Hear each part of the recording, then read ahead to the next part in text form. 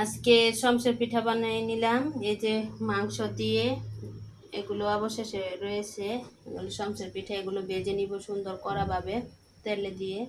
এখানে এখন দিয়ে দিব। এখানে তেল গরম হয়ে গিয়েছে, একটা একটা করে দিয়ে দিব।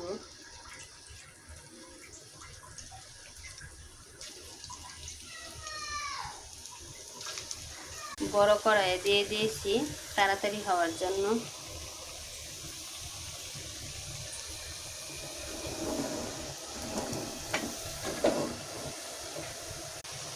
এক পিসটা হয়ে গেছে, আবার উল্টিয়ে দিয়েছি।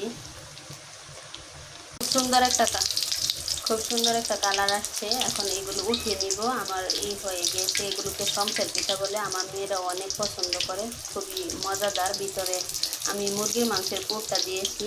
শমশের পিঠা রেডি হয়ে গেছে।